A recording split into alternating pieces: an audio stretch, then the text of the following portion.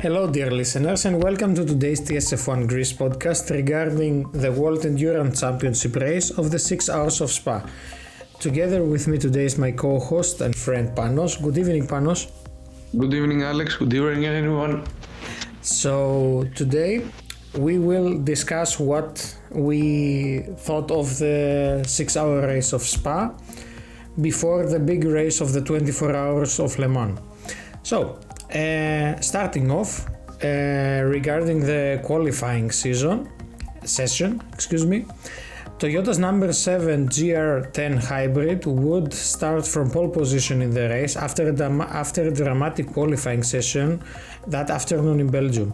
So Kobayashi set the quickest lap for the Japanese team, which would deny Ferrari its second pole of the season after Antonio Giovinazzi had his best time deleted due to track limits violation at turn 7, the exit of Les Cobes, meaning race control was forced to delete the time, handing the top spot back to Toyota, muting the celebrations unfortunately for the Ferrari team.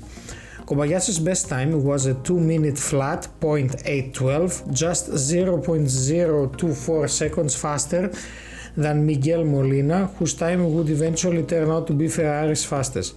The Spaniard in the number 5499P held provisional pole briefly before Kobayashi's flyer will start second, ahead of the number 51, which will line up third after the post-season decision from the race control cost the car 2 grid spots, unfortunately. So Ferrari, I think they're doing way better in the WEC in comparison to Formula 1, but again the number 51 car had its time deleted, unfortunately.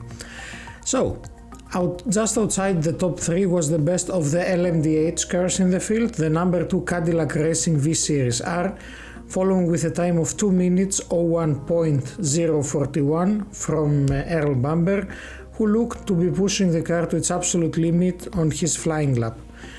What about the championship leading number 8 Toyota? Well, that would start from the back after Brendan Hartley had an off which stopped the season at Radillon just 2 minutes into the hypercar category qualifying. So Hartley was okay, but the car needed to be recovered by marshals after the hit. It was the second of the 2 red flags that we saw in qualifying, both caused by incidents at Radillon. The other came earlier during the GTE amateur category session. So Panos will now continue commenting about the GTE session and the LMP2 session. Exactly. So we have United Autosport's number 23 Oreca, which won last time out in Portimao, will start from pole position in LMP2 after a superb 2:05.979 lap from Tom Blomqvist, with more than 3 minutes to go in the P2 session. Blomqvist was the only driver to set a time of under 2:05. Alongside the 23 car on the front row in LMP2 will be the 41 WRT Oreca, driven in the session by Luis de la Trage.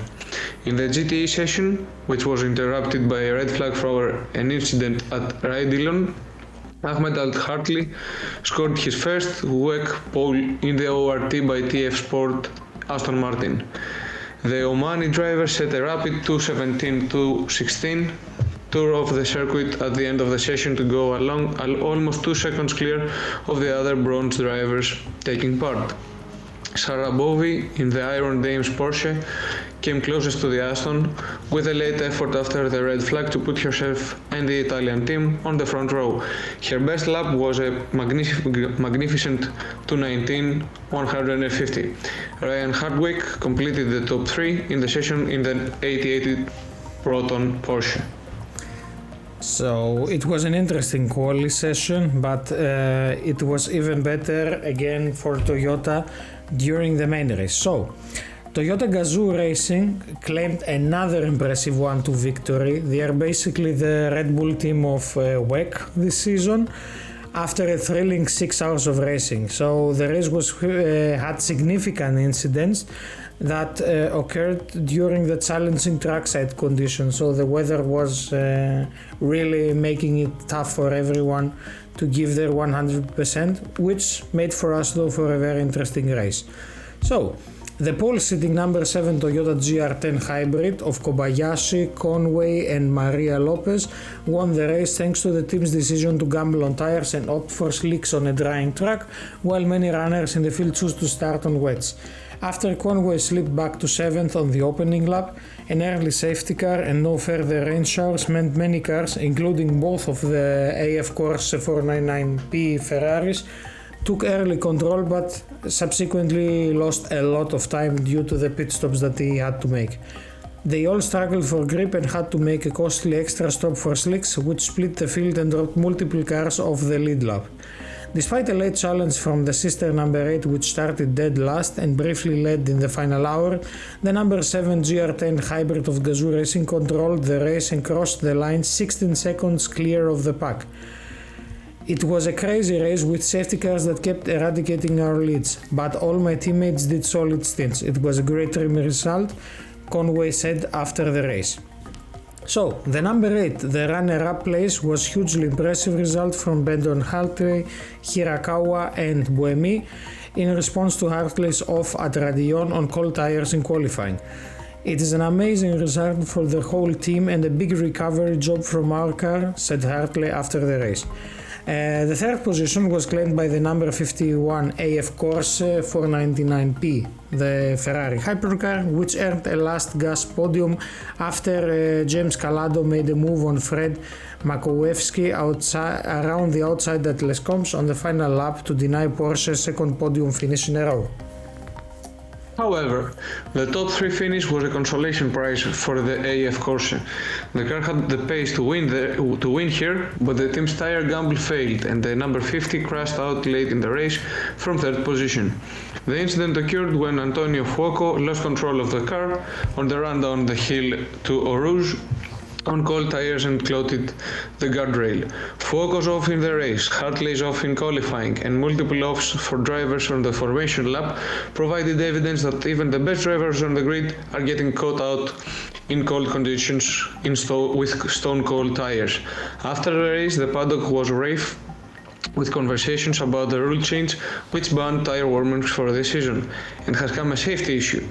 For Porsche Penske Motorsport number 5, 963, 4th was a fair result, considering the ultimate pace of the Ferraris throughout, though the team will leave disappointed that it couldn't hang on for a podium.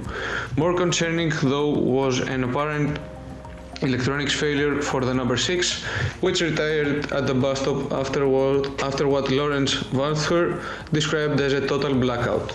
Completing the top 5 in hypercar was the number 2 Cadillac Racing V-Series R, which, like the two Ferraris, also started on wet tires and spent the first half of the race trying to fight its way back into contention. Cadillac was another brand that leaves Spa wondering what could have been. It split the strategy of its V-Series Rs at the start, which saw the number 3 guest entered IMSA crowded car start on slick tires and emerge as a podium contender in the opening laps. However, a violent impact on Ranger Van der Zande in the second hour at Rouge. So, I would like at this point, before we go on the thoughts that we have for the post-race and what we heard and read from the teams. So, regarding the results, in hypercar class, the race winner was, as we said, the number 7 Toyota Gazoo Racing, followed by number 8 again from Toyota, and third place was the number 51 Ferrari.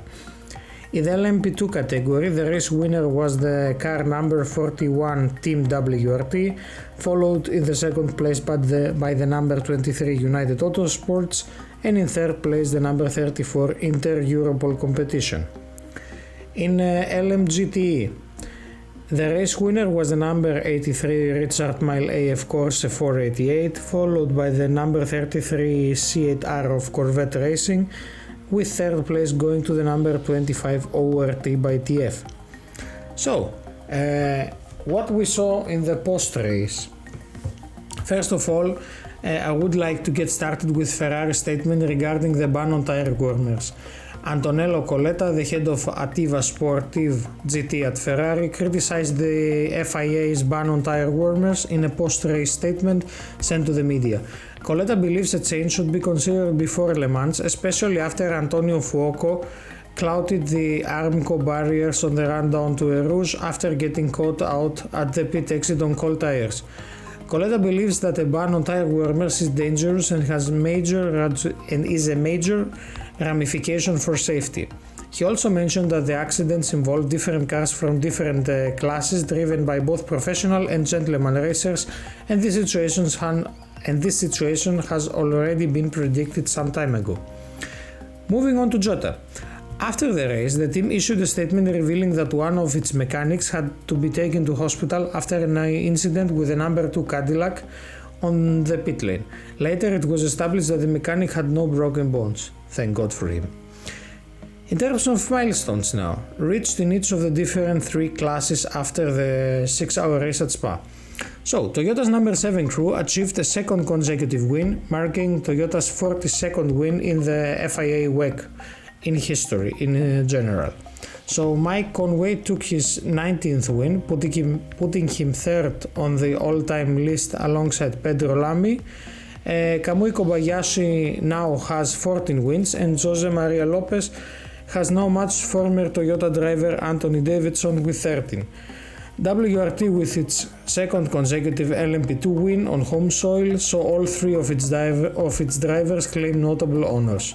Rui Andrade became the first winner in the FIA WEC under the Angolan flag.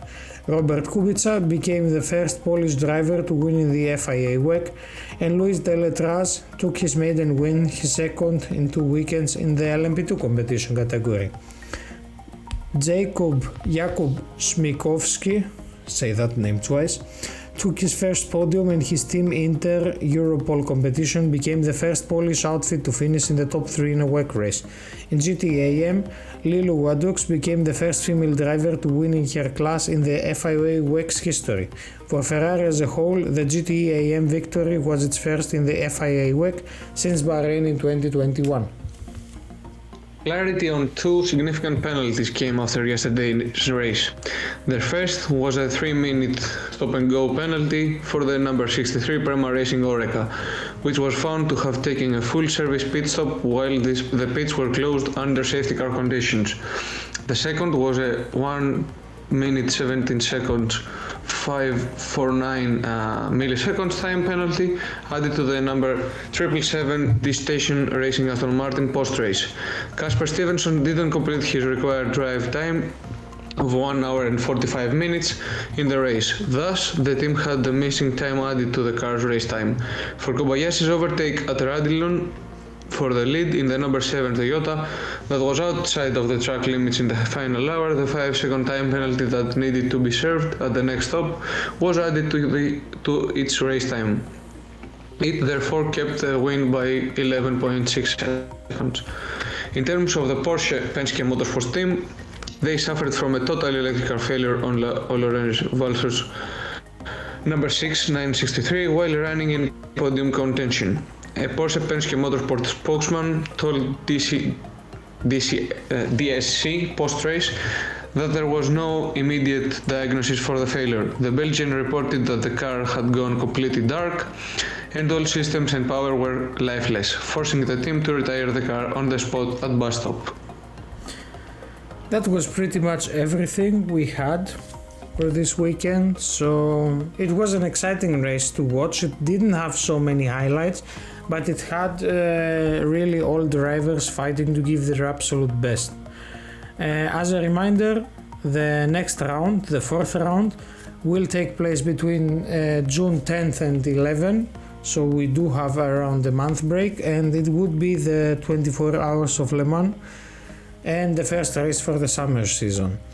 So, Panos, I think that was it pretty much. Do you have something else to add? I think we covered it. I think we covered everything.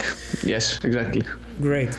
So, dear viewers, thank you very much for being with us today. I would also like to remind you, in case you're also watching Formula One, you can also follow the other playlist, which is our podcast for the Formula One. Coming on this weekend, we also have the first of the 3 Grand Prix in the United States, starting with Miami. Till the next WEC podcast, we wish you a great day or evening, depending on where you are around the world, and we look forward to seeing you in our next podcast. Bye!